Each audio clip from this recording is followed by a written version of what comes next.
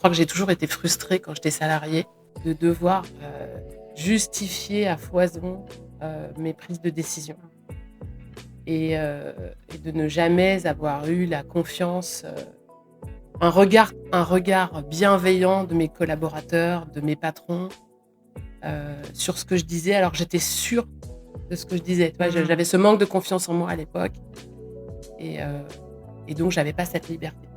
Bonjour, je suis Sylvie, multi-entrepreneur, mentor et surtout passionnée par les aventures entrepreneuriales.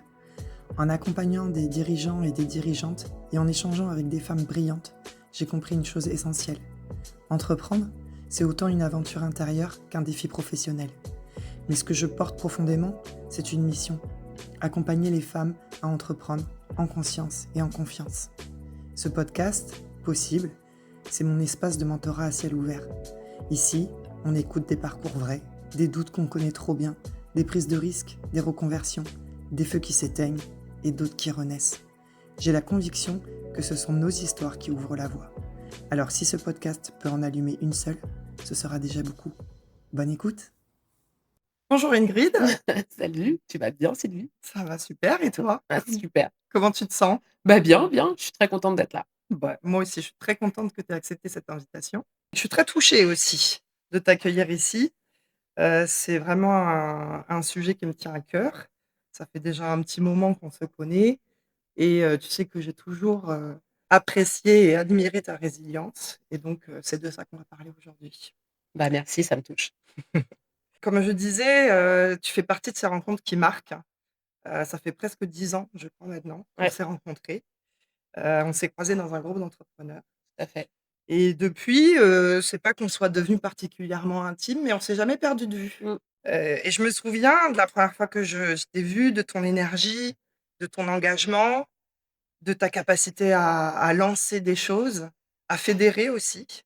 Et donc tu avais fondé Showpil, une start-up audacieuse qui voulait connecter les territoires d'outre-mer, via une plateforme de réexpédition. De colis. De réexpédition de colis, exactement. C'était visionnaire, c'était ambitieux, c'était risqué et tu l'as fait. Ce que j'admire, c'est que tu as jamais renié ce parcours, même quand il a fallu pivoter, réinventer, repartir. Et c'est cette résilience silencieuse, cette force intérieure que j'ai envie qu'on explore aujourd'hui. Donc ce podcast, il est pour ça, hein, il est pour raconter des virages, des doutes, des élans, des succès, des échecs. Donc merci beaucoup d'avoir accepté. Bah merci de m'avoir invitée. Est-ce que tu te rappelles de notre première rencontre? Alors je me souviens que j'avais créé un groupe de femmes entrepreneurs à Bordeaux, qui s'appelle Les Positives. Je sais plus si tu étais venue à la toute première réunion, Ouais, hein, c'est c'était la ça? toute Que première, ouais. j'avais organisée, dans un espace coworking Ouais. à Bordeaux, Coolworking exactement. Et j'avais lancé un message dans un groupe Facebook qui s'appelait Mes bonnes Les copines. bonnes copines, ouais. C'est ça. Et j'avais eu, en fait, ce qui s'est passé, c'est qu'avant, quand j'étais sur Paris, je faisais partie des mampreneurs, et on se retrouvait une fois par mois, sur Paris et moi, c'était vraiment ma bulle d'oxygène, pour sortir de ma maison où j'avais monté ma boîte, voir du monde, côtoyer d'autres entrepreneuses qui avaient, du coup, les mêmes problématiques que moi. Et arrivée sur Bordeaux, bah, j'ai voulu recréer ça. J'ai pas trouvé la même chose, donc je me suis dit: «Bah, pourquoi pas le créer?»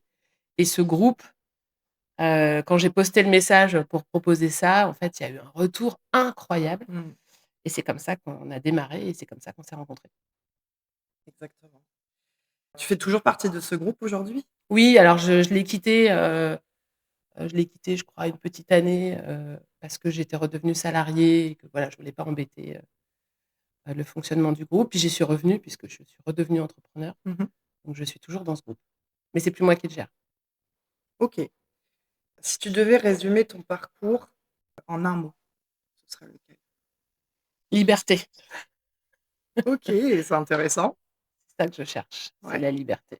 La liberté, financière, la liberté, La liberté de choix, la liberté de la prise des décisions. mmh Je crois que j'ai toujours été frustrée quand j'étais salariée, heu, de devoir, justifier à foison, mes prises de décision Mmh. et de ne jamais avoir eu la confiance, un regard bienveillant de mes collaborateurs, de mes patrons, sur ce que je disais alors que j'étais sûre de ce que je disais. Tu vois? Mmh. J'avais ce manque de confiance en moi à l'époque et heu et donc j'avais pas cette liberté Ouais. de choix et des fois je me suis faite, coincer et en fait à chaque fois, tu vois, j'étais frustrée Mmh. et dans l'entrepreneuriat, c'est ça que j'ai aimé, c'est la liberté de prendre mes décisions qui vont me faire réussir ou qui vont me faire me planter. Et en me plantant, j'apprends quelque chose, donc la fois d'après, bah, je fais différemment. Ouais. C'est hyper intéressant. Mmh. Ouais, c'est intéressant ce que tu dis, effectivement, parce que les gens ont souvent tendance à parler de l'entrepreneuriat comme une liberté financière, alors que, on en est loin quand même. C'est clair? Moi, j'ai été entrepreneur et puis je suis revenue salariée et finalement, heu, je trouvais que, tu vois, j'étais plus libre financièrement. Ouais, Mais ce que tu dis sur la liberté de décision, par contre, ça, c'est sûr, hein. Moi, je suis revenue salariée 1 an. Tu t'en rappelles parce qu'on s'était vus à l'époque et je te disais: «Ah, je peux plus, je peux plus, c'est pas possible». ah, Tu as envie de faire des trucs, tu sais que c'est ça qu'il faut faire. On te dit: «Ouais, et en face, mais non». En plus, on te dit: «Oui, mais non. mais non». C'est vrai que ça, c'est ouais, c'est compliqué, hein. Dans le salariat, en tous les cas, moi, les boîtes que j'ai faites, j tu as pas cette prise de décision collective, Mmh. tu vois? Où on va se dire que chaque personne a quelque chose à apporter et que le big boss qui décide, il devrait décider que si vraiment personne n'est d'accord. Ouais. Il devrait pas, être celui qui décide, Mmh. sans expliquer pourquoi, on prend cette décision. Moi, j'ai Mmh. pas de problème à ce qu'on suive pas ma décision. Mais en face, il doit y avoir un échange, tu vois? Ça doit être, justifié. Bah, ouais, OK, on fait pas ça, c'est vrai qu'on aimerait faire, mais bon, les budgets, c'est pas possible, tu Ouais. vois? C'est des vrais arguments de Mmh. dire qu'on Un n'a pas les budgets. budget ou l'équipe va pas suivre ou Voilà, ou c'est pas la priorité, on fait trop de choses en même ouais. temps, tu vois? Il y a plein de bonnes raisons de pas suivre, de pas lancer un projet.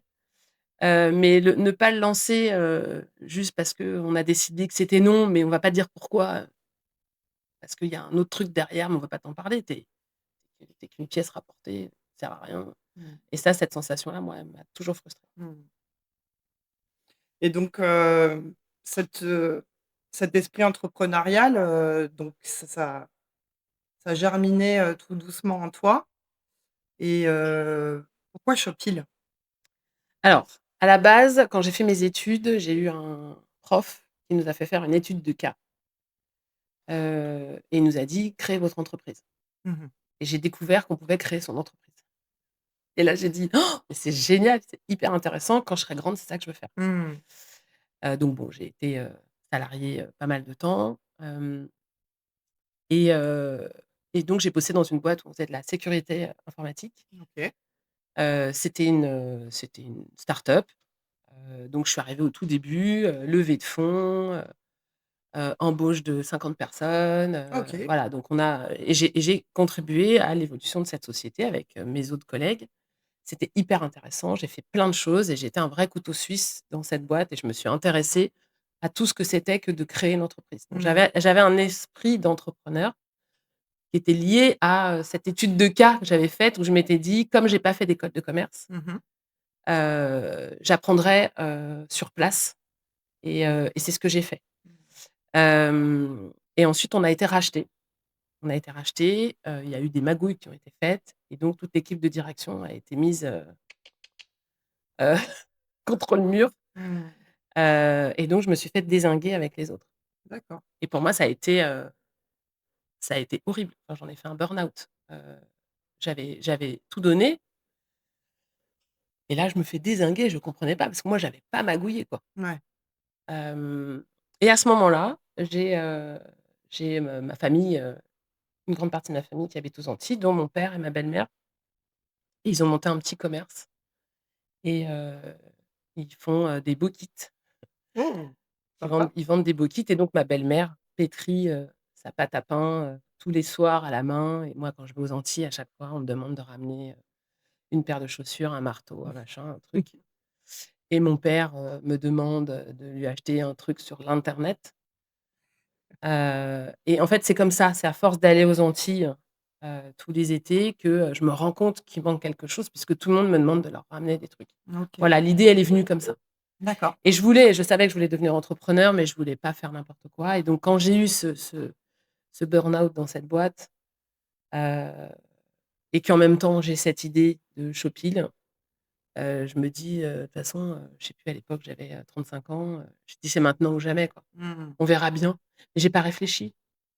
J'avais le droit au chômage, heu, j'avais, le sous-sol total de ma maison. Heu, J'y vais, vas-y fonce, de toute façon, dans le pire des cas, tu trouveras du boulot. Tu Mmh. vois? J'avais aucun souci à l'idée de me trouver du boulot, Mmh. mais je m'étais dit: «Bon bah non, mais là j'ai une opportunité, vas-y fonce». D'accord. Voilà. Voilà comment est venue l'idée de Shopify.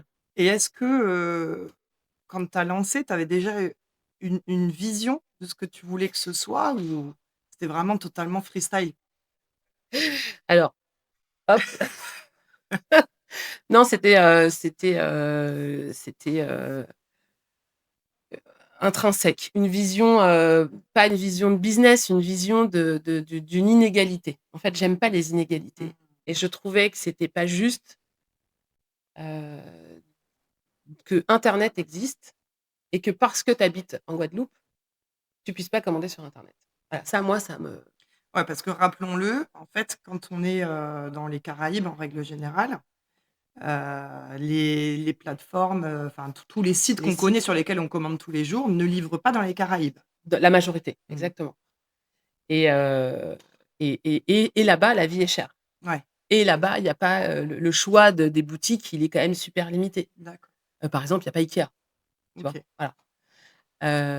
Et tu pourras pas avoir et IKEA et Alinéa et machin Ouais. et tu vois, tu pourras pas de toute façon avoir toutes les marques. Les territoires sont beaucoup trop petits et Mmh. donc là, moi, je te parle de la Guadeloupe, mais c'est pareil en Martinique, c'est pareil à La Réunion, c'est pareil en Nouvelle-Calédonie, en Polynésie, à Mayotte, Ouais, sur, à s Saint-Barth, en règle générale sur les îles, quoi. à Parce Saint-Martin, que enfin, ma tu vois? sœur a le Voilà, même problème, elle habite en République dominicaine et c'est exactement, pareil, elle peut pas se faire livrer ou alors il faut que ça passe par une boîte postale aux États-Unis, enfin bon. c'est ça et on est à côté des États-Unis, mais les sites américains ne livrent pas parce que Mmh. c'est des territoires qui sont beaucoup trop petits. Mmh.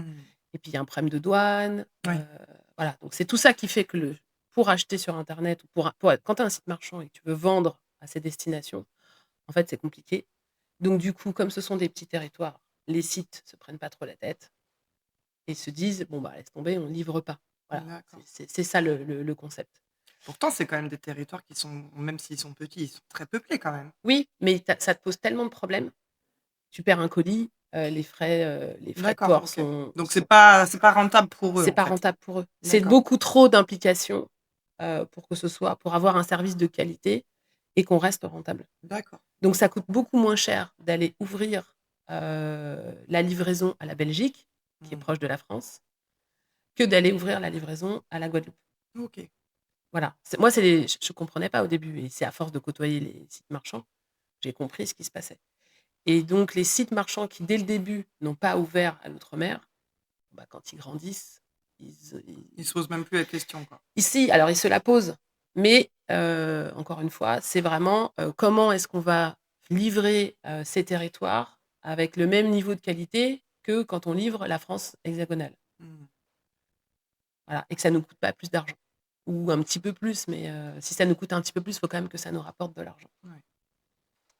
Voilà et donc c'est pour ça que ça perdure en fait, Mmh. et que ça n'existe pas et qu'il y a ces plateformes de réexpédition de colis. OK. Alors, tu as exploité pendant combien de temps cette activité de Shopify? Alors je l'ai créé en 2012 et je l'ai revendu, en 2021. OK, donc presque 10 ans. J'ai réinvesti dans la société qui m'a racheté D'accord. et on a revendu le groupe, que j'ai quitté donc l'année dernière, donc en 2024. OK, Donc en tout, j'ai travaillé 12 ans sur Shopify. d'accord. Donc 12 ans d'abord comme, 9 ans en tant qu'entrepreneuse ouais et et ensuite tu 3 as été ans racheté, tu étais salarié? c'est ça. OK, d'accord. Et alors cette transition de passer de c'est moi la boss et ensuite je suis salariée, tu en parlais tout à l'heure. Est-ce que tu as Écoute, ressenti la même chose? alors j'ai accepté, je savais qu'en vendant et qu'en redevenant salariée, je savais que j'allais perdre des libertés. Ouais. Donc j'en étais consciente, je l'ai accepté, ça fait partie du jeu, donc je l'ai accepté, mais je m'attendais pas, j'avais oublié, que dans certaines boîtes, heu, il y a des gens mauvais, quoi, Mmh. et je comprends pas, je comprends pas. J'ai pas du tout découvert ça dans l'entrepreneuriat. Mmh. Dans l'entrepreneuriat, si tu côtoies des gens mauvais, Tu les zappes? tu les zappes, tu vois? Il y en a évidemment qu'il y en a, c'est pas le monde des bisounours, mais si des gens sont différents de toi, bah, voilà, tu peux partir. Là, quand tu es employé et que les gens sont mauvais, que c'est une culture, c'est pas possible. Et moi, tu sais ce qui m'avait, particulièrement surprise et voire même choquée quand, j'avais, repris un boulot salarié après avoir créé ma boîte et pourtant moi j'avais créé ma boîte, je l'avais exploitée 2 ans et demi à temps plein et ensuite j'ai retrouvé un boulot, heu, où je suis restée 1 an. Après j'ai réexploité un petit peu puis je suis retournée mais 3 semaines, tu vois? 3 semaines dans une boîte.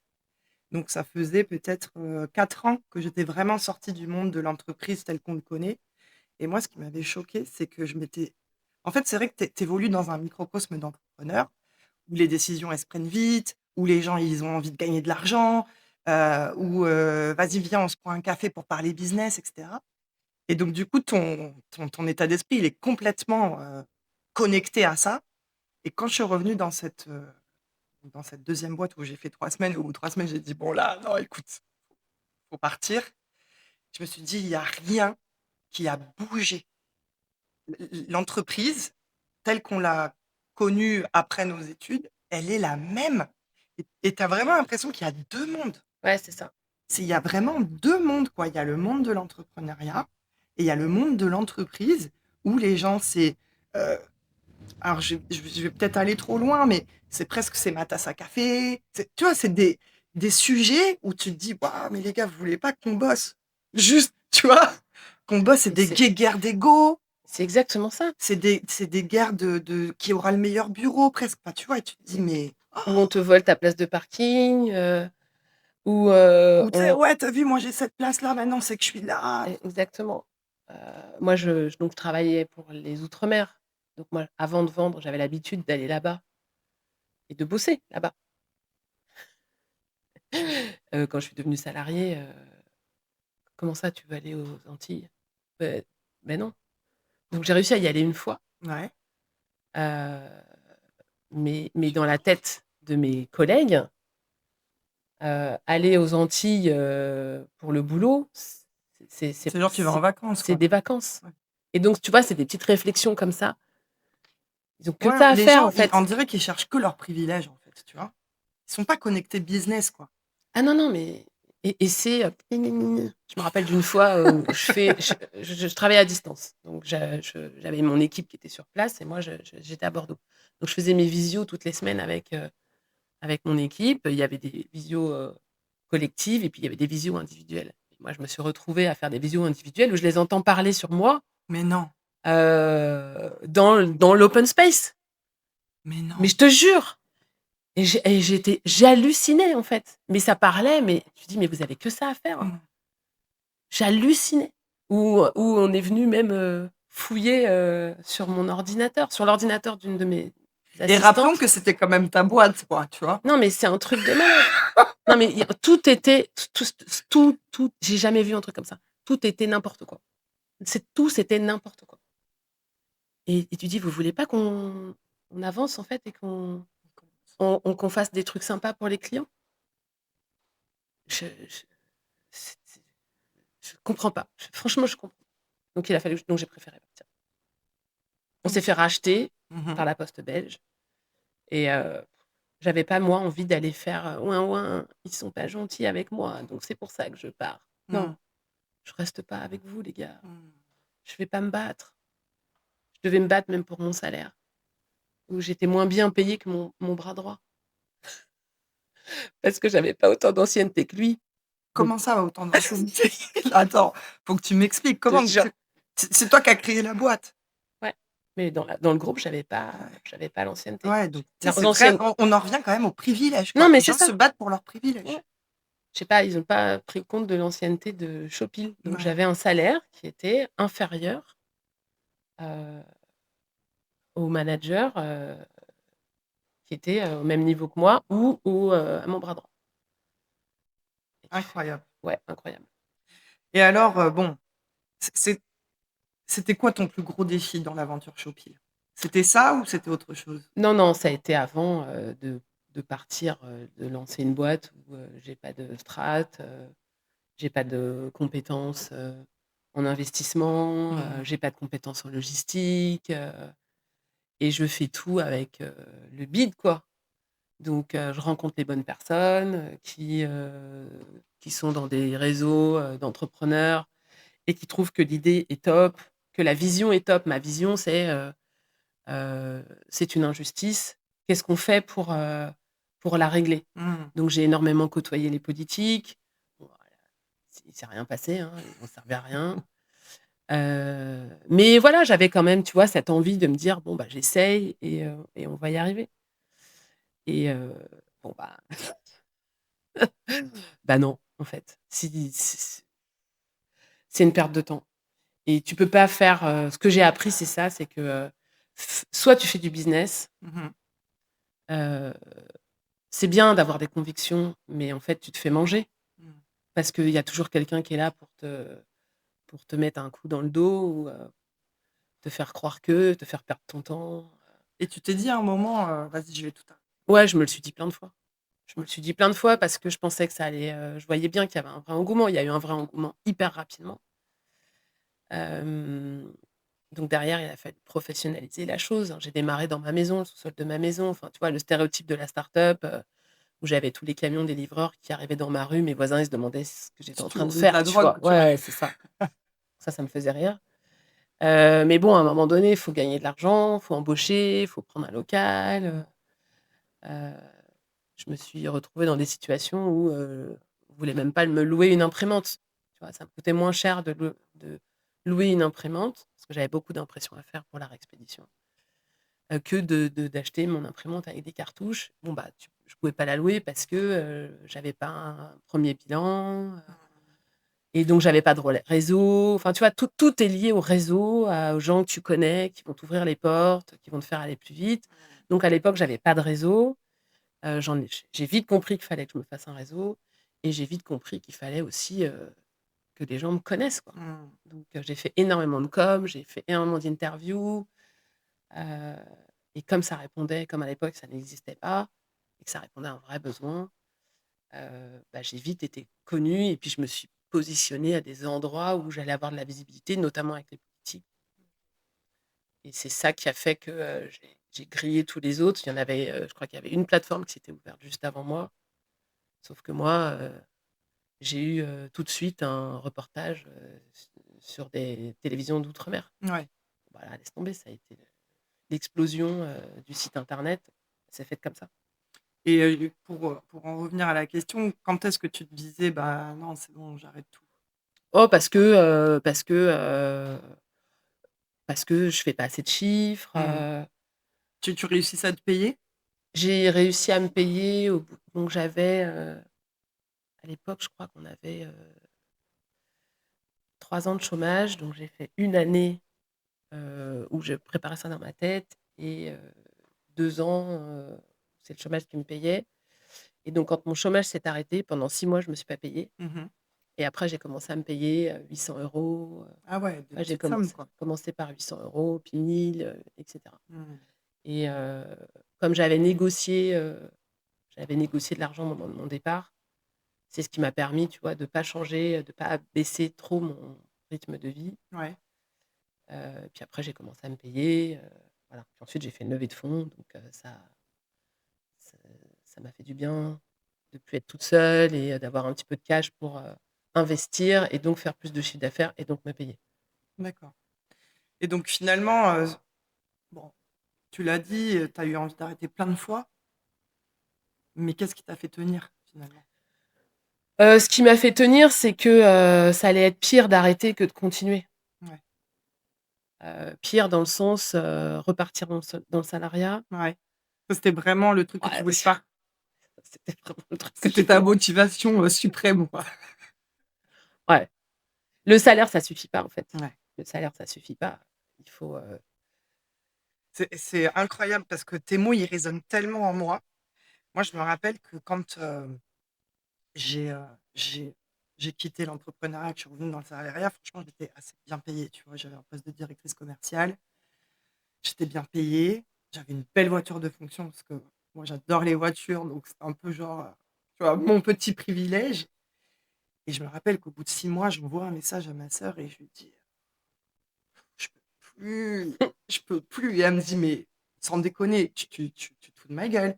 Tu pleurais il y a quelques mois parce que tu avais plus de thunes, parce que tu savais pas comment tu allais bouffer. Là, tu es bien, tu es payée, tu as ta belle voiture et tu veux déjà arrêter?» Je lui dis: «Ouais, mais en fait, je me rends compte que c'est pas l'argent qui me motive, ça suffit pas» non, et c'est exactement ça, c'est ce que je lui ai dit, j'ai dit: «Ça suffit ça pas». suffit pas. L'argent, c'est bien. Moi, quand je suis redevenue salariée après avoir vendu, Shopee, bon, bah, oui, j'avais cette charge mentale C'est ça, en c'est ch moins. Tu vois? Ça, c'était agréable de se dire: «Bon, c'est plus moi qui gère, les finances et je sais que tous les mois, je vais me verser mon salaire, peu importe les galères qui vont arriver, mmh, je sais que je vais avoir mon salaire». Ouais, mais à quel prix, en mmh, fait? c'est ça. À À quel quel prix? prix? À quel prix? À combien on met le curseur? Moi, je me posais cette question, je me disais: «Quel salaire je suis prête à accepter Bah, pour, aucun. pour être un petit peu une bénie oui-oui?» parce Non. que c'est un peu ça, quoi. Tu sais qu'en fait moi, j'avais compris. J'avais compris assez rapidement que, bon, OK, en fait, les mecs, ils ont pas envie que je donne mes idées. Ils ont pas envie que j'apporte quelque chose. Ils ont peut-être juste besoin d'un exécutant, sauf que quand tu es directeur commercial, tu es pas censé être un exécutant. Tu es censé être un stratège, mettre en place une stratégie, faire évoluer la boîte et moi, c'est vraiment ce que je voulais et en plus, je sais pas si tu te rappelles, mais à l'époque, je te disais toutes les idées que j'avais et même toi, tu m'avais dit: «Putain, mais moi, je rêverais d'une meuf comme toi dans mon C'est équipe». clair. Sauf que moi, non, moi, j'allais trop vite, j'allais trop loin. C'était: «Non, calme-toi, non, on va pas faire ça». Tu te dis: «Mais fait, pourquoi vous m'avez embauché? Juste pour, signer des documents, tamponner Que ce soit le sbire et serrer des mains, et moi faire. Moi, j'étais, ouais, voilà, faire. j Mais prends une assistante, tu vois? exactement.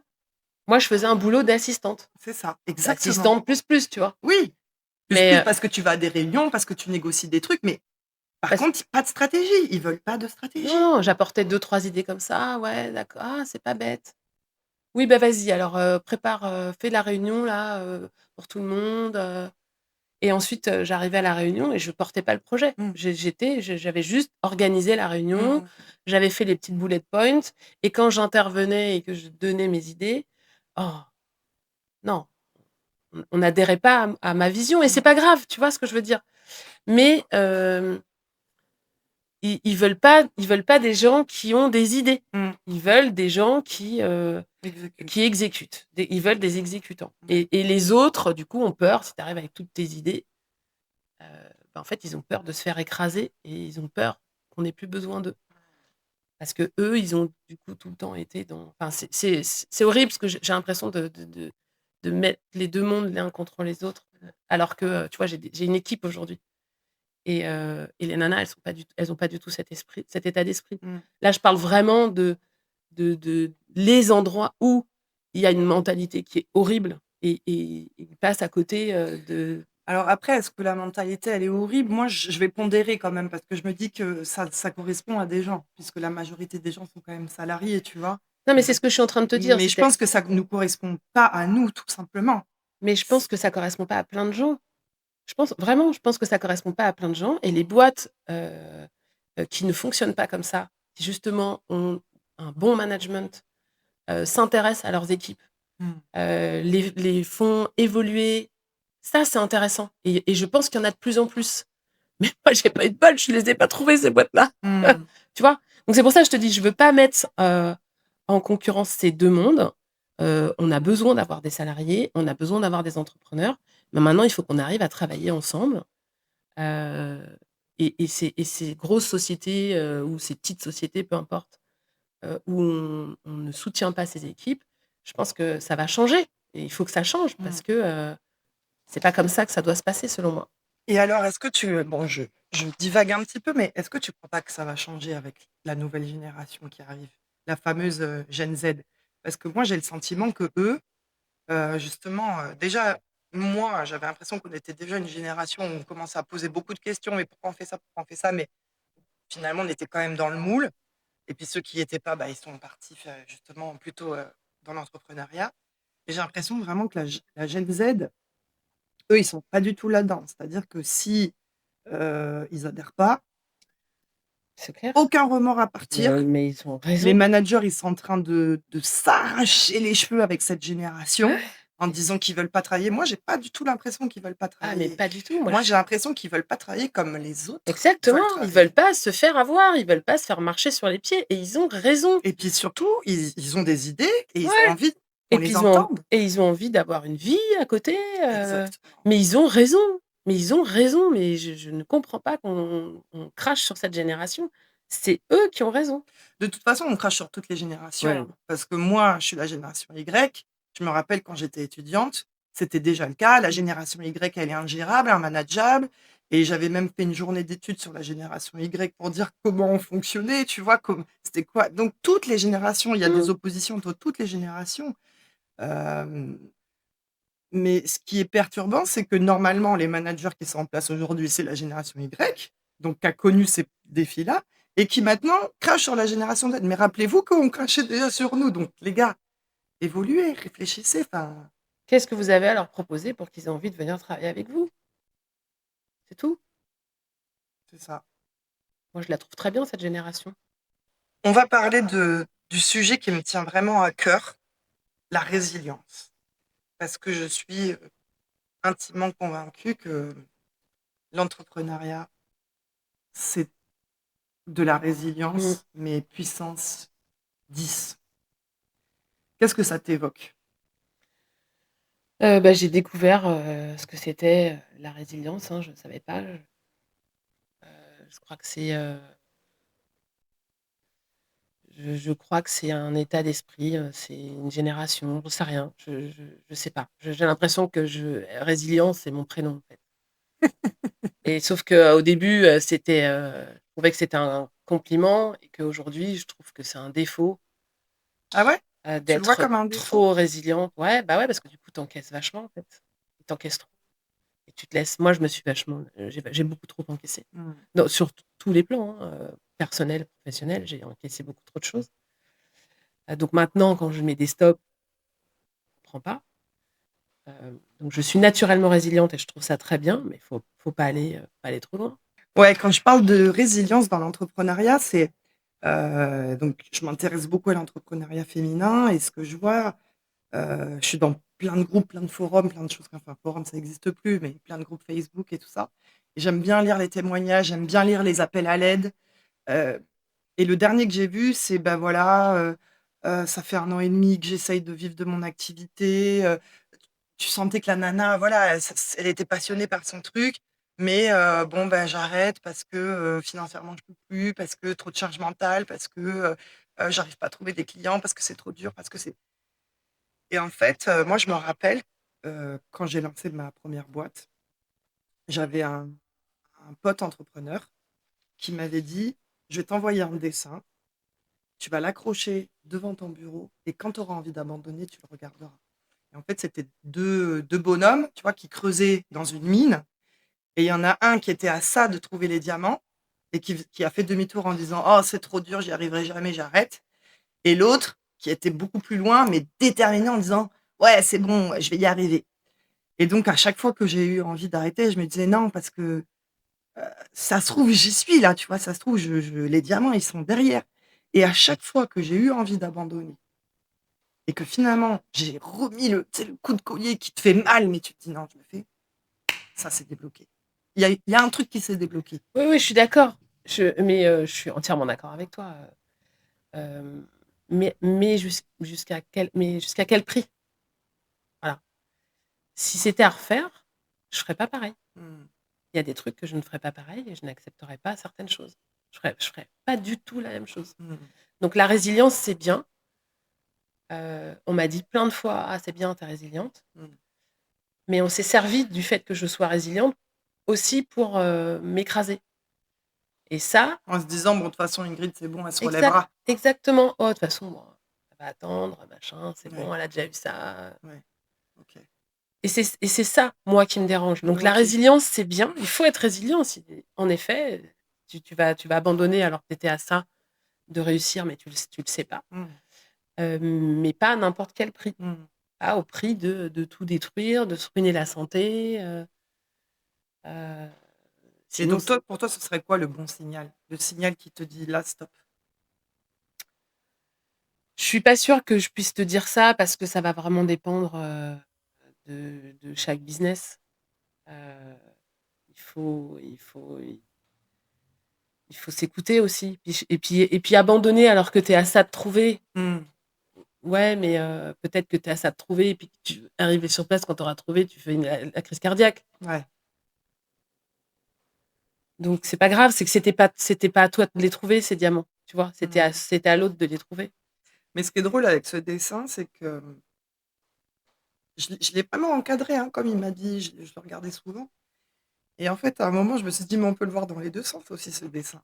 On peut le voir où effectivement l'autre qui est beaucoup plus loin, il a encore une énergie de fou, mais c'est peut-être parce qu'il est plus loin qu'il a une énergie de fou et peut-être que quand il sera à ça, il sera comme celui qui a fait demi-tour et qui en peut Mmh. plus. Parce que c'est vrai que faut s'accrocher et tu sais pas, c'est ça qui est dur dans l'entrepreneuriat, c'est que tu sais pas quand ça va marcher, quand ça va percer et c'est pour ça que moi les entrepreneurs que j'accompagne, je leur dis à quel point le mentorat, c'est important parce que tout seul, c'est pas possible. Je suis tout à fait d'accord. C'est impossible. En fait, ça sert à rien d'aller s'épuiser sur un truc alors que ça se trouve, il y a quelqu'un qui va pouvoir te donner un plan C'est ça. et tu vas aller 2 fois plus vite. Donc du coup, tu vas avoir de l'énergie plus longtemps Mmh, pour, tracer la bonne route pour aller trouver les diamants mmh, parce que tu auras fait telle étude, tel truc, tel machin, telle stratégie, tel découpage et cetera. ouais. Tu auras réussi à emmener du monde avec toi, donc vous allez être plusieurs à creuser. Enfin, tu vois? Heu, je trouve que, on s'accompagne pas, on Ouais, se fait pas accompagner quand ouais. on est entrepreneur parce qu'on essaye d'économiser ses sous. Alors, peut-être qu'il y a une question d'économie, ça c'est sûr, parce que souvent quand on démarre, hein, c'est rare qu'on ait, tu vois, 100 000 balles dans la poche. Donc il y a une logique financière, mais moi je crois qu'il y a aussi une logique de, bah, justement, on a quitté un truc où on nous donnait des ordres et cetera. Donc du coup, maintenant je suis tout seul et je veux piloter mon truc tout seul. Et ça, c'est vraiment une erreur. C'est vraiment une erreur parce que, déjà d'une, moi ce que j'ai constaté, c'est que quand on passe de salarié à entrepreneur, il y a vraiment une transition qui est pas facile. Parce que salarié, tu avais peut-être une carte de visite, d'une société hyper connue. Là, quand tu arrives, c'est toi et toi, tu es personne.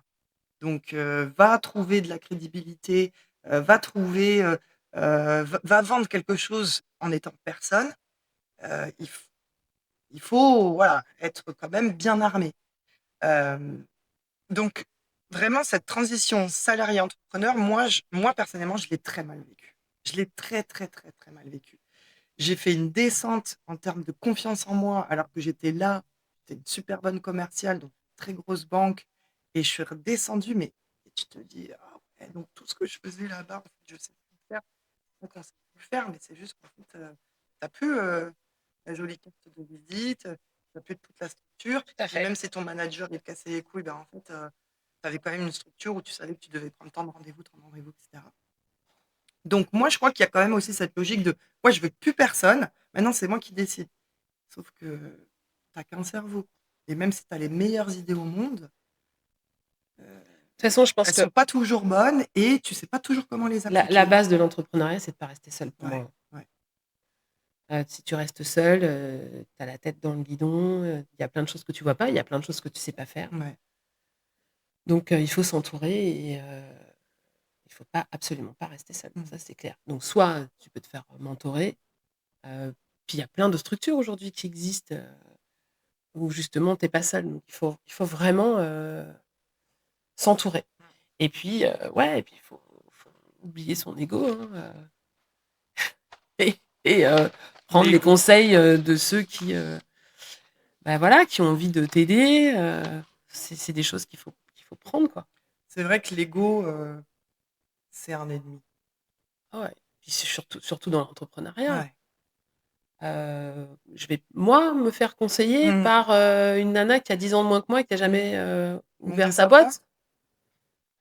boîte. Mmh. Non, mais c'est ça Mmh. l'ego. Mmh. Après moi, je de tous les entrepreneurs que j'ai rencontrés, je suis persuadée qu'on peut pas devenir entrepreneur si on n'a pas un minimum d'ego. Oui, de toute façon, ouais, même partout, enfin, c'est normal d'avoir de l'ego. Mais en tout cas, il faut pas que cet ego, il soit handicapant. Ouais, tout à fait. Mais ça, Ça, c'est les années aussi, mmh, hein, qui passent, hein, et puis c'est les exactement. gamelles que tu te prends où tu te dis: «Bon, bah, là, je suis redescendue de mon piédestal, voilà, hein». Ça fait du bien de se prendre quelques claques, de Mmh, temps en temps, exactement. Bon, en tout cas, après Shopify, comme tu l'as dit, tu as vendu ouais, et tu es partie sur un autre projet qui n'a rien à voir. rien. Est-ce que tu peux nous en parler? Oui, bah, j'ai ouvert un centre de technologie minceur et bien-être Mmh. sous la franchise, JFG Clinique. OK, Je me suis installée au Bouscat OK. et donc ce qu'on propose, c'est, on a 3 axes. On fait de la silhouette minceur, de l'épilation laser et des soins du visage avec des machines haute performance. Et à ce OK. concept-là, j'ai rajouté un espace, de cryothérapie corps entier, une cabine électrique, où, pendant 3 minutes, plonge nos clientèles dans une cabine à -110 degrés, pour, se sentir bien dans son corps. Il y a énormément de bienfaits. Il y a beaucoup d'études cliniques qui ont démontré que, ça pouvait, améliorer les douleurs, le sommeil, baisse du stress, de l'anxiété, OK. boost de plein de choses. Donc ça n'a absolument rien à voir avec ce que je faisais avant. Et comment tu Heu, l'abordes alors ce nouveau défi? Bah, en fait, quand j'ai vendu, Shopify, j'avais 2 possibilités. Soit je restais, heu, avec les Belges et Mmh. ça aurait voulu dire que j'aurais été encore en télétravail Mmh. et que j'aurais fait des allers-retours à Paris et en Belgique et j'aurais passé mes journées à faire des réunions en visio. Voilà. Dans une ambiance qui ne me plaisait pas du tout, mais avec un salaire qui tombe tous les mois, qui est pas mal, qui est correct, surtout pour, ce que je faisais. Mmh. Voilà. Hem, donc soit je faisais ça, soit j'allais faire quelque chose où je vais m'éclater. Ça va faire 9 ans que j'habite à Bordeaux. J'avais toujours pas travaillé avec, l la clientèle, l'écosystème bordelais. OK. Donc j'avais envie de découvrir, ma région, aussi, au travers de mon travail.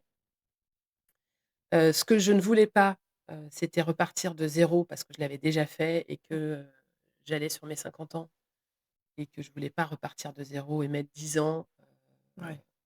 à être bien dans mon boulot, à être sereine et cetera. Donc ça, je ne voulais pas. C'est pour ça que je suis partie sous une franchise. OK. J'ai réfléchi pendant 2 ans, et côtoyé, et regardé, toutes les différentes franchises qui existent. Et pourquoi dans ce domaine-là? À la base, je voulais, déjà quand j'étais jeune, je voulais être prof de sport. OK. Ça, moi aussi. Donc voilà, je voulais travailler dans le milieu du sport. Donc j'ai d'abord cherché des franchises dans le milieu du sport et ce qui était proposé aujourd'hui, c'était pas quelque chose qui me correspondait. Donc de fil en aiguille, je suis tombée dans le milieu de la beauté, Mmh. ce qui n'a absolument rien à voir avec qui je suis, mais vraiment je suis pas du tout, issue de ce milieu et c'est un milieu que je n'aimais pas. D'accord, carrément, que tu aimais pas. Vraiment, c'est-à-dire que mes potes, ils se sont dit: «Mais qu'est-ce qu'elle fait?» Genre tu te maquilles pas, tu pas de routine Tu vois? skincare? Non, je fais pas ça Ouais, et en revanche, j'ai toujours été, mal dans mon corps. d'accord. Heu, ça faisait déjà quelques années que je commençais à regarder ce que je pouvais faire. J'avais plein de copines, hein, qui avaient fait du Cellule M6, du LPG et cetera. Moi, j'ai jamais fait ces trucs-là. Mmh. «Ça fait mal? Ah non, je vais pas y aller», tu Mmh. vois? Hein? Non, non, moi, je vais à la salle de sport Mmh. et donc je commençais à regarder ces trucs-là, je trouvais ça intéressant et puis j'ai commencé à essayer. J'ai d'abord fait de la cryolipolyse OK. et donc la cryolipolyse, c'est, on va t'aspirer un bourrelet, et on va le cristalliser et les cellules mortes vont partir dans ton système lymphatique et donc tu vas perdre ton petit bourrelet du ventre, l'intérieur des cuisses ou ta culotte de cheval, et cetera. Donc j'avais essayé ça, je trouvais que c'était plutôt pas mal et donc de fil en aiguille, je suis tombée sur plusieurs franchises, dont JFG Clinique et en plus de la cryolipolyse, il y avait d'autres technologies. Je fais: «Ah! Ouais, c'est bien» et j'ai toujours côtoyé, pas mal de gens qui avaient un peu d'argent, et qui étaient du coup adeptes de ce genre De de de pratique. service, ouais. Heu, donc je me suis dit, «Bon, bah, voilà, on est sur un business, qui a de l'avenir, c'est en train de se développer, se démocratiser». Ouais. Les gens commencent à assumer, d'aller faire, soit de la chirurgie esthétique, des injections, et moi je suis une féministe et je n'aime pas qu'on interdise aux gens ou qu'on dicte une façon de faire aux gens. Hem et donc c'est je trouvais intéressant, d'aller à l'encontre de tout ce que j'ai fait jusqu'à présent. J'étais pas du tout pour la chirurgie esthétique. Ouais. J'avais une idée arrêtée sur, la D'accord. chirurgie esthétique et je trouvais que c'était, n'importe quoi d'aller faire de la chirurgie esthétique et au fur et à mesure, j'ai compris qu'il y avait des gens qui étaient mal dans leur peau au point de vouloir subir une opération de Mmh. chirurgie esthétique Mmh. Mmh. et donc j'ai changé, ma vision, et mon côté féministe qui dit, en fait: «Chacun fait ce qu'il veut» Ouais. et comment on peut, heu heu, se sentir bien dans son corps sans aller jusqu'à la chirurgie esthétique? S'il faut y aller, on y va. Ouais. Tu vois? Mais là, en fait, on est un degré en dessous de la chirurgie esthétique. Parce que moi, j'ai par exemple longtemps, je me suis dit: «Un jour, si j'ai un peu de sous, bah, je vais me faire refaire le ventre». Tu vois? Ça a OK. vraiment été un projet Mmh. et je me suis dit: Mais en «Non». même temps, tu es contre la chirurgie esthétique, donc Non, mais tu tu vois, il y tu étais avait tiraillée entre, tes je convictions et ton je ventre. non, mais c'est ça et donc voilà, j'ai regardé les filles autour de moi parce que c'est quand même plus souvent des filles qui font ça, hem et je les ai regardées s'épanouir, d'avoir perdu leur ventre Mmh. ou d'avoir, refait leur poitrine, soit en plus, soit en moins parce que j'ai eu les 2 dans mon entourage et où je me suis dit: «Mais en fait, j'en ai en quoi j'ai mon avis à donner Ouais. sur, la poitrine, de un tel ou un tel Mmh. ou j'ai absolument pas mon avis à donner». Donc voilà, j'ai grandi, j'ai vraiment grandi sur ce sujet, heu et je trouvais donc intéressant, cette franchise, qui, propose, des soins où, on va venir t'accompagner, pour, trouver le corps dans lequel tu vas bien te sentir. Donc je n'aime pas du tout cet état d'esprit, summer body, OK. d'accord? Ça, c'est pas du tout ma marque de fabrique. C'est comment on va nous t'accompagner, pour que tu trouves le corps dans lequel tu vas être bien et ça se OK. trouve, le corps dans lequel tu vas être bien, c'est un corps où tu vas garder ta culotte de cheval, Mmh mh. tu vois? Et Mmh. ça, c'est sympa. Donc quand des fois j'ai des clientes qui me disent: «Bah non, mais c'est à vous de me dire, ce qu'il faut faire». Ah bah non, c'est pas à moi de dire ce qu'il faut faire. C'est à vous de me dire quelle est la partie de votre corps qui vous dérange? Mmh. Et il y a des fois, bah, évidemment que j'ai une idée, tu vois? Oui. Évidemment, parce que moi je évidemment, sans vouloir juger, mais j'ai une vision de, comment moi je me sens bien. Ouais. Bah, moi, c'est le ventre, tu vois? Ouais. Donc ça veut dire que si toi tu as un petit peu de ventre, bah, je vais peut-être te dire, Ouais, parce que c'est ton parce que c'est ma vision. ta Alors qu'en vision à fait toi, la quoi. la Alors personne, que elle dit: mmh. «Bah non, moi c'est ma culotte de cheval». «Comment Ouais. ça ta culotte de cheval?» «Ça va Ouais. très bien. Tu as des cuisses bombées et c'est super, c'est magnifique», tu vois? OK, Tu as pas de fesses, intéressant. enfin tu vois? Voilà. Et alors, est-ce qu'aujourd'hui, donc dans cette deuxième e entreprise, ce deuxième parcours entrepreneurial, il y a des choses qui ont changé, sur ta façon de gérer ta vie pro et ta vie perso, par exemple? Alors tout de suite, enfin j'ai même plus à me l'imposer, je prends du temps pour moi, OK. c'est obligatoire. Je suis très souvent au centre, mais je prends du temps pour moi. J'ai tout de suite investi. En fait, j'ai pas lésiné sur les investissements financiers, OK. heu, parce que j'ai compris, ça c'est ce que j'ai appris dans mon ancienne expérience, c'est qu'à un moment donné, il faut mettre de l'argent sur la table Pour que ça marche. pour que ça marche. Donc je n'ai pas lésiné sur la qualité de ce que je propose. Je voulais un truc de qualité. Voilà, je voulais vraiment un truc de qualité, et c'est assez rigolo, j'y ai mis mon identité, Mmh. l'identité de mon équipe. Au début, quand on a ouvert, on était toutes, Ni, ni, ni, tu es toutes comme ça. Heu, on essayait de correspondre à une image qu'on peut avoir d'un D'un centre, centre de beauté, ouais. un institut de beauté. Et puis, on s'est rendu compte que c'était pas nous. Mais c'est pas nous! On n'est pas du tout comme ça. Et à un moment donné, il y a un jour où, j'ai une de mes collègues qui explose de rire en train de parler avec une cliente. La deuxième, pareil, et moi, hop, pareil, et ce jour-là, on vend. Mmh. Et en fait, vous vous êtes dit: «Ouais, finalement, quand on est naturel, Je suis allée les voir, on s'est mises dans un couloir, je leur ai dit: «Vous avez vu ce qui s'est passé là aujourd'hui les filles? Bon, bah, maintenant on fait nous en fait. ouais, On ouais, on est on est on enlève, nous-mêmes». le costume et ouais. Voilà. Et oui, ça ne va évidemment, ça va pas plaire à tout le monde, c'est pas grave. Chez nous, on est Venez comme vous naturel, êtes. on se marre, heu et je ne critique pas. J'adore, hein, moi j'adore aller au spa, qu'on me parle doucement et qu'on me fasse des papouilles comme ça. Mais nous, c'est pas ce qu'on fait. Mmh, On fait du coaching. mmh, On vient te donner plein de conseils, pour te donner des tips pour, que tu trouves le corps dans lequel tu vas bien te mmh. sentir. Donc tu vois, on avait une mauvaise image en fait de notre métier, hein, c'était pas la bonne, Ouais, et donc on le fait en étant nous-mêmes et c'est super. et ça marche. Ça marche très bien. Bon, bah, super. Hem, Qu'est-ce que tu pourrais dire aujourd'hui, parce que tu disais que tu es féministe et je te connais aussi pour, voilà, ton engagement auprès des femmes entrepreneurs.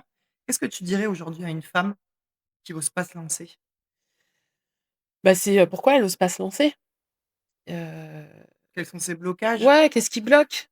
Est-ce que, elle a quand on se lance comme ça, on a besoin d'être entouré. Mmh. Donc c'est vrai que souvent, notre entourage qui a peur, va plutôt, conforter nos peurs. Ouais, Mais c'est pas parce qu'ils nous aiment pas, c'est parce que au contraire, c'est parce qu'ils nous aiment. ouais, Donc il faut aller se confronter à d'autres personnes qui vous connaissent pas, qui vous aiment pas, voilà, qui ont pas d'affinité pour ouais, vous. Il faut parler de son projet, ouais, contrairement à ce qu'on pense. «Je vais pas en parler, sinon on va me piquer ouais. l'idée». Non, ça c'est une grosse Mmh, bêtise. Il faut parler de votre projet, il faut parler de votre projet à des gens, mmh, heu, qui n'ont pas d'affection pour mmh, vous. mmh, mmh, Au moins, ils vont vous dire la vérité. mmh. C'est ça. Moi, quand j'ai lancé Shopeel, mon entourage m'a dit: «Oh là là, mais tu es folle, mais ça va jamais marcher», et cetera. C'est pas qu'ils avaient pas confiance en moi, c'est qu'ils avaient peur pour moi. Mmh. C'était un vrai changement, c'était une vraie prise de risque, Et surtout si on n'a pas évolué dans un microcosme ou dans un environnement familial exact d'entrepreneurs. exactement, C'est pas là exactement. qu'on va trouver les Ben ressources non, et j'en parlais justement dans une vidéo que j'ai faite. Les personnes ressources, elles sont pas forcément dans notre entourage proche tout à fait. et il faut sortir et il faut parler comme tu le dis, ça c'est super important. Il faut parler de son projet. Il faut Ouais. arrêter de croire qu'on va nous le piquer. Si on doit nous le piquer, c'est que l'autre il l'avait déjà dans la Oui, tête, il oui, va tout pas à fait. partir, mais et puis parler de son projet, c'est peut-être même aussi trouver des associés. Ouais, bien sûr. Oui, puis des fois, c'est, faire pivoter son projet, c'est se rendre compte Exactement. que, l'idée, oui, en effet, elle était pas tout à Mmh. fait, terminée, et en parlant, il y a C'est en fait, c'est quelqu'un qui ça va te qu'il faut faire. donner un petit truc qui va te faire réfléchir, et du coup, tu vas modifier ton business. Exactement. Ouais. Donc oui, il faut en parler, il faut pas rester seul. Mmh. Et donc c'est pour ça que moi aussi j'encourage toutes les femmes qui ne sont pas encore entrepreneurs de rejoindre quand même des groupes d'entrepreneurs Tout à parce fait. qu'elles sont les bienvenues et puis d'entendre les idées des autres et que tout ça, bah, ça fait mûrir et puis à un moment on a envie de passer le cap, quoi. Exactement, exactement. Non, parce qu'il y a vraiment du potentiel, gâché. Ouais. Et restons dans, qu'est-ce que tu dirais à une entrepreneure qui est déjà lancée et qui est dans la phase de doute, qui a envie de tout arrêter? Heu, alors oui, je suis pour la résilience. Faut essayer de pas lâcher, mais voilà, faut voir quelles sont les raisons qui font qu'elle a envie de lâcher. Hem, il faut se poser, il faut vraiment se poser le pour et le contre pour Ouais. pas avoir de regrets. Mmh. Je pense que c'est ça qui est important. Parce que des fois, c'est une bonne décision de s'arrêter Ouais. pour, se ressourcer et repartir plus tard. Mmh. Ça peut être une solution, et il y a des fois, juste en se posant, en coupant, en retrouvant de l'énergie. mais ça va permettre de trouver la petite chose qui manquait Mmh. pour que le business puisse, se relancer. Ouais et surtout, ne pas vivre ça comme un échec. Exactement. Parce que comme tu dis, des fois, il y a besoin de on se dit: «Stop, Ouais, peut-être je vais pas dans la bonne direction ouais, ou que j'ai pas l'énergie nécessaire à ce tout à moment-là». fait. Mais ça veut pas dire que c'est un échec. Non. Hem, Moi, quand, je suis revenue dans le salariat, je l'ai vécu comme un échec Mmh. évidemment. Je me disais enfin, moi, j'avais une vision de mon entreprise que je n'ai pas réussi à atteindre et puis finalement, quand je suis revenue dans le salariat, déjà, on m'a proposé un poste de directrice commerciale, ce que j'aurais jamais eu avant, déjà, pour commencer et puis surtout, ça m'a fait comprendre plein de choses et quand je me suis relancée la deuxième fois, je me suis dit: «Attends, ça, j'avais fait déjà, ça avait pas marché, je vais pas faire Mmh. pareil». C'est juste un petit rebond, un petit tremplin, en fait, il y a pas de, tant qu'on est vivant, il y a pas d'échec. Mmh mh. Ah non, mais moi je suis tout à fait d'accord, hein, c j'appelle pas ça des échecs, c'est des expériences, tu apprends Ouais, et la réussite, c'est pas de faire du chiffre d'affaires. La réussite, c'est de kiffer son projet. ouais. Tu vois? C'est de kiffer ce que tu es en train de faire. Bon, faut faire un peu de chiffre quand même, hein. Non, mais évidemment, non, mais pour kiffer, il faut faire du chiffre. Mais c'est pas parce qu'une boîte fait du chiffre Que que tu la kiffes. personne kiffe, Ouais, tu vois? Que exactement. l'entrepreneur Mmh. kiffe. Donc juste, faut kiffer. Hein, moi maintenant, de toute façon, c'est obligatoire. Si je Mmh. kiffe pas, Ouais. ça n'a aucun intérêt. Ça fait, beaucoup d'écho en moi, ce que tu dis. On va clôturer avec, des petites questions. Tu Ouais, dois essayer de répondre du tac au tac. OK. Attention, j'ai peur. Hem, une chose que tu fais chaque jour pour pas lâcher? Je vais marcher tous les matins, heu, quasiment quoi qu'il arrive, avec mon chien. Hem, Ça me connecte, ça me réveille, et surtout, c'est du temps pour moi. Ça me ressource, ça me donne de l'énergie. Après, je peux démarrer ma journée et aller affronter tout ce que j'ai à affronter. OK. La plus grosse surprise que tu aies eue dans ton parcours entrepreneurial? Où tu t'attendais pas du tout à ça? Lever des fonds. OK, Je pensais que j'étais pas, suffisamment bien comme personne. Quelqu'un ait confiance en moi d'accord et me et me passe des fonds. et si tu pouvais, remonter le temps, qu'est-ce que tu dirais à Ingrid, en 2000? Vas-y fonce. Et vas-y fonce quoi.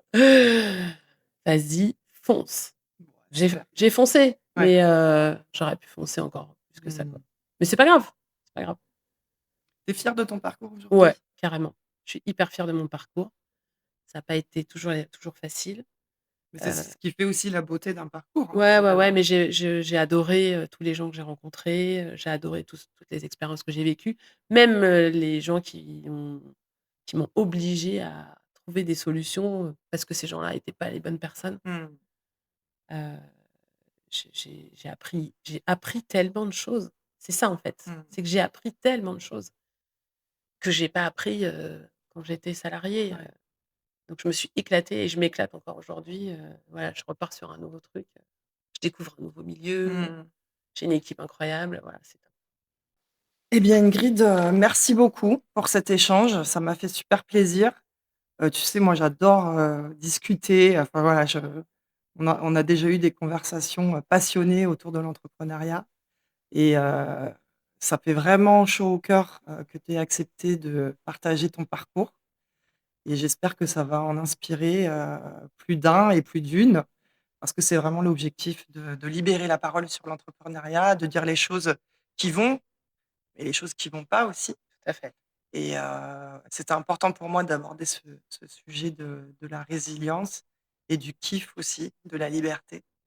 Donc merci encore pour ta venue.